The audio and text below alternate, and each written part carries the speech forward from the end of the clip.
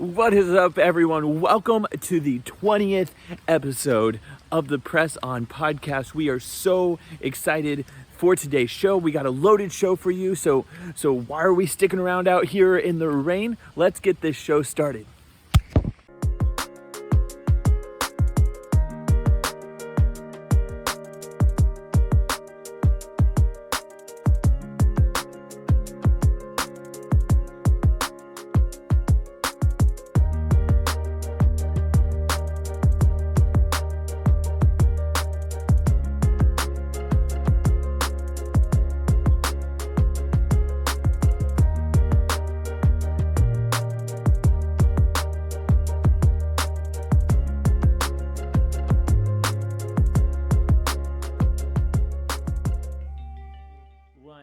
Hey, welcome to the Press On podcast, episode 20. We've made it. Can you believe 20 episodes? That's mind-blowing to me. A lot of podcasts don't even make it that far. They kind of give up along the way, but I'm having such a good time with this podcast. That's why we're here. And that's why we do this each and every week, is mainly because I enjoy it. And I hope somewhere along the way we help somebody somewhere. And so I am so glad you are joining us today. I hope you enjoyed the new intro song and the intro video if you're watching on YouTube. If you're listening on anywhere else where you listen to podcasts, I hope you enjoyed the intro music. And don't forget, you can listen to our podcast on Spotify, Apple Music, Stitcher, Castbox, or wherever else you want to listen to your podcast. We are available on all those platforms along with YouTube. We have a Patreon if you want to support our podcast and help this thing grow even more. And also we have a Facebook community group. We have a Facebook page. We have an Instagram page, a TikTok page. We are everywhere that we can be, possibly trying to engage with you. And so make sure you engage with us right back. Hey, I did promise something big for the 20th episode. Last week, I promised that I would take the Little Nitro challenge to eat the world's hottest gummy bear. And you're probably wondering, how did it go? Well, check this out.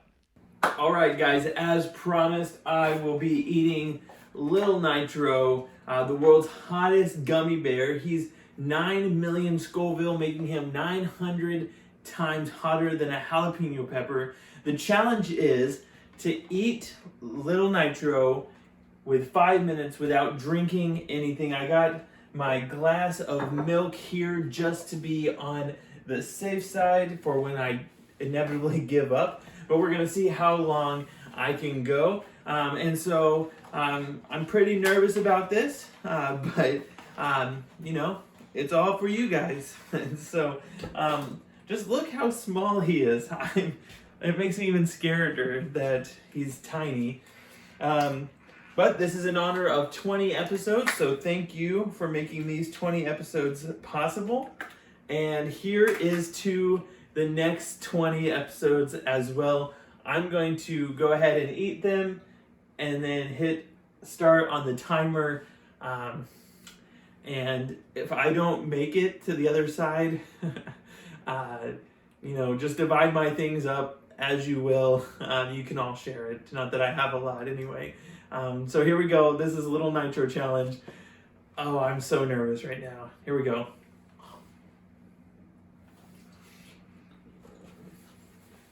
It's already really hot on my tongue.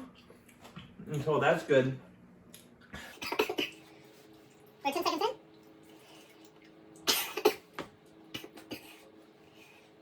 Oh. We're doing okay.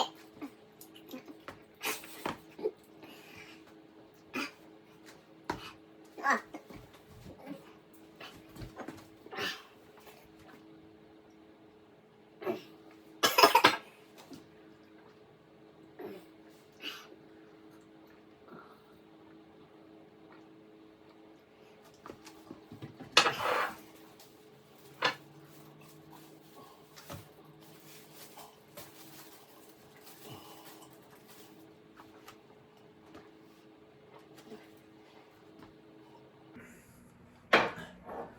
I'm literally crying. Anytime I stop drinking milk, it burns so bad.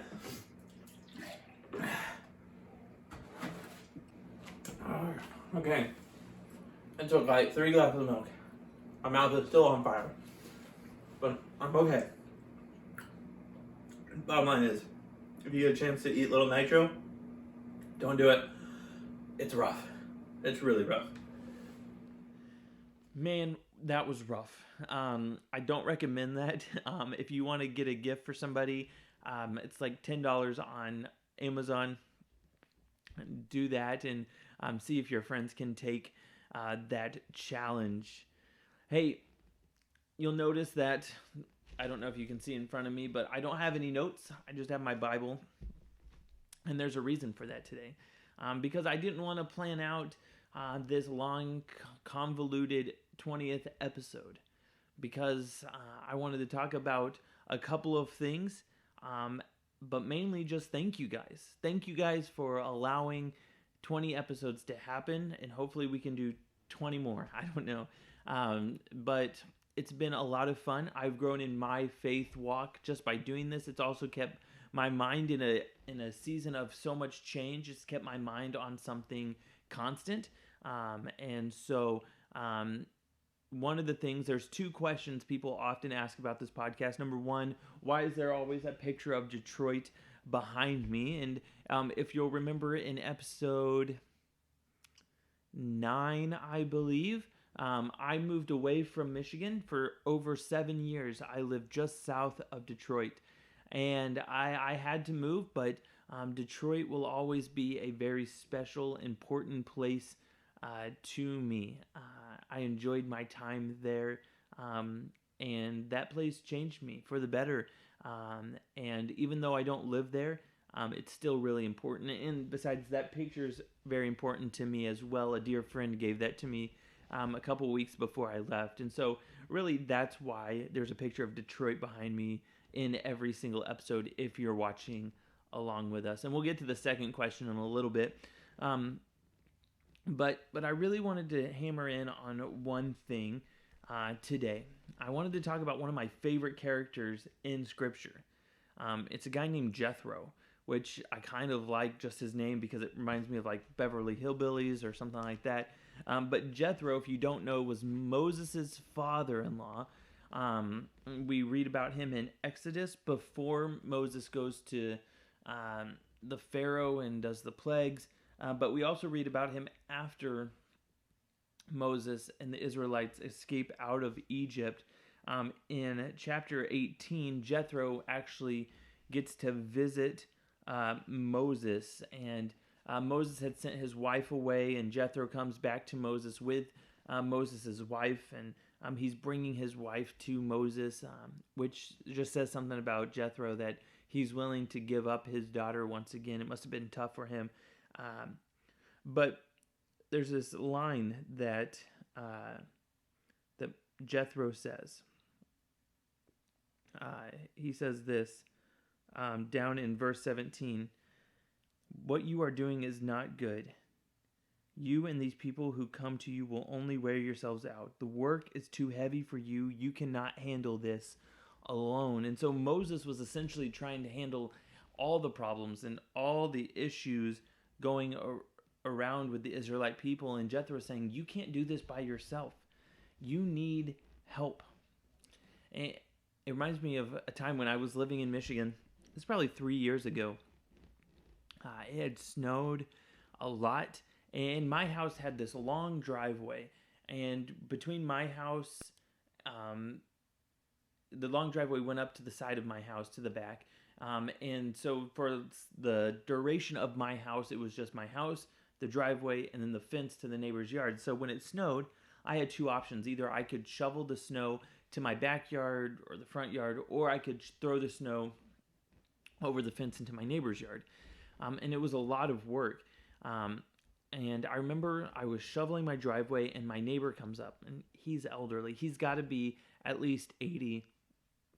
And he says, hey, I have the snowblower. I just used it on my driveway.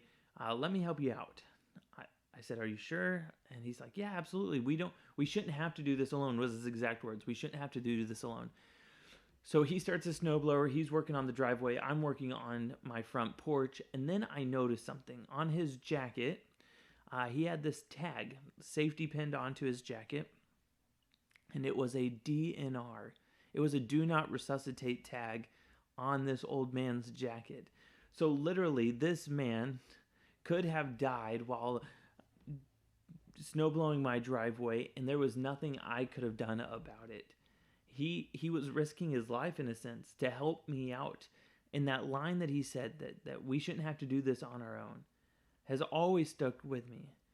And it's the same idea that Jethro is trying to tell Moses, is that sometimes life is too much for one person, and we need each other. We need people.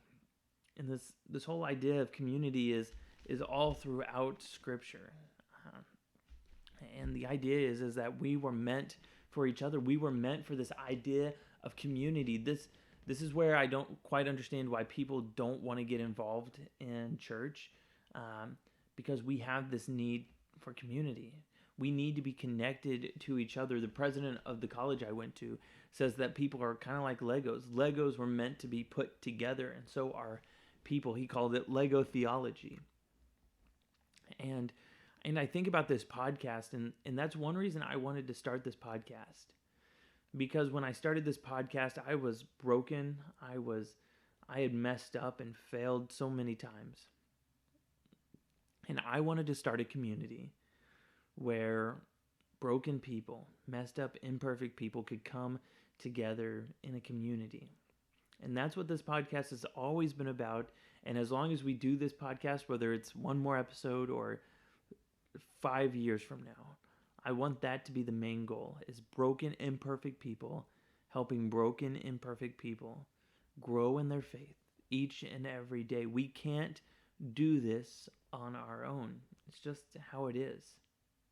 So I hope that encourages you today. I hope if you're not connected with anybody, you can find a place here, connect with us, get onto our Facebook group, get onto our Instagram, email us at pressonpod@gmail.com, and we'll help you get connected. But more than that, find people where you are. Find somebody that will meet at a coffee shop with you or sit with you during church, and just connect with people. We need it. All right, so I want to wrap up with another question people ask about this podcast often, and it's going to end weird, and I'm okay with that. I'm okay with weird.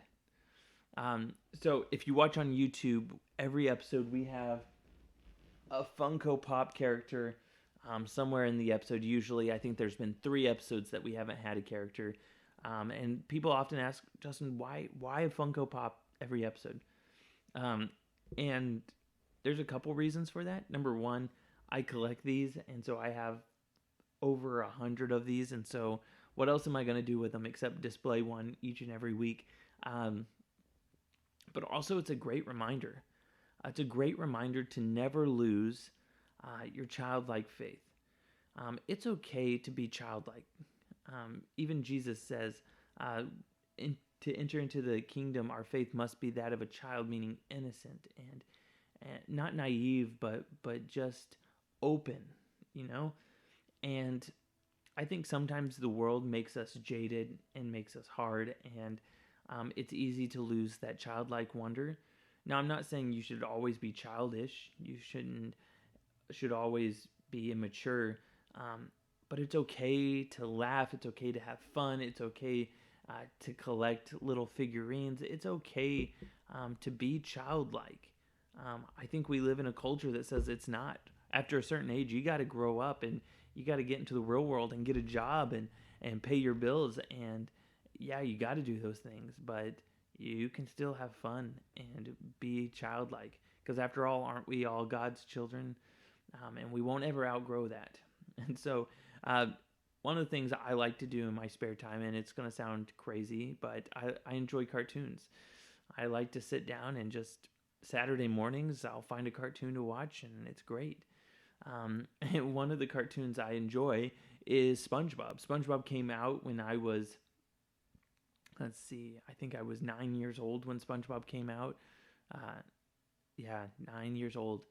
And so I just grew up with SpongeBob, and even though people find it immature, or some people think it's inappropriate, or whatever it is. I don't know. It's just part of my childhood, and I've always loved SpongeBob. In fact, there's a new podcast out called SpongeBob Binge Pants where they just break down each episode and go behind the scenes, and whether you like SpongeBob or not, if you know the background, it's actually a pretty smart show.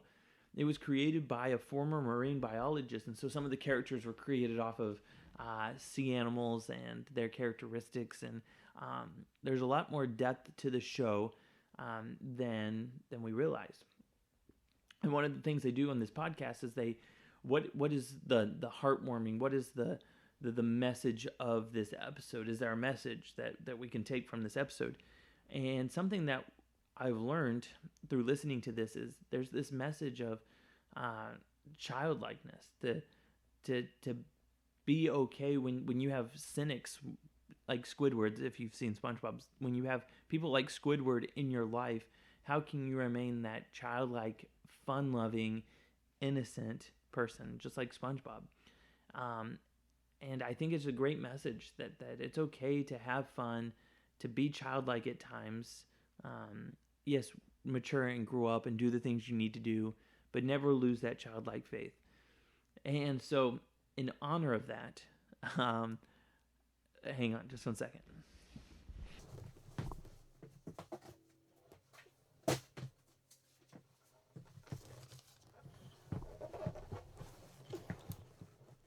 All right, I'm back. And so in honor of that, I just want to play out one of my favorite SpongeBob songs.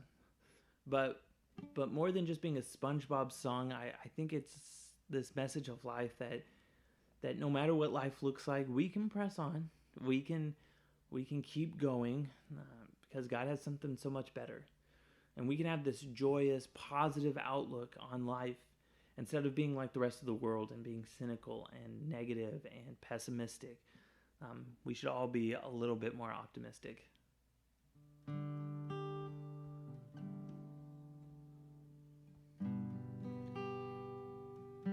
Mr. Sun came up and he smiled at me. Said it's gonna be a good one, just wait and see. Jumped out of bed and I ran outside, feeling so ecstatic, satisfied. It's the best day ever.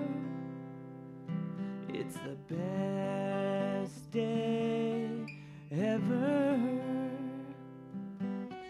Sometimes the little things start closing in on me, but when I'm feeling down, I wanna lose that frown. I'll stick my head out the window and I'll look around. Soon Mr. Moon will be shining bright, so the best day ever can last all night. I don't play guitar, I don't sing, but I do love that song. What if we took every day and really thought it was going to be the best day ever? No matter what life is throwing our way. No matter what that next phone call is. No matter what the prognosis from the doctor is. No matter those people who have walked out of your life or hurt you. What if today could be the best day ever? It is what we make it. So today I choose to trust God and find my joy and my hope in God. And because of that, every day is the best day ever. Hey, thank you for joining us for the 20th episode of the Press On Podcast. I hope for over 20 times we've encouraged you to do one thing, and that is to press on. We can't wait to see you next week. And until then, adios.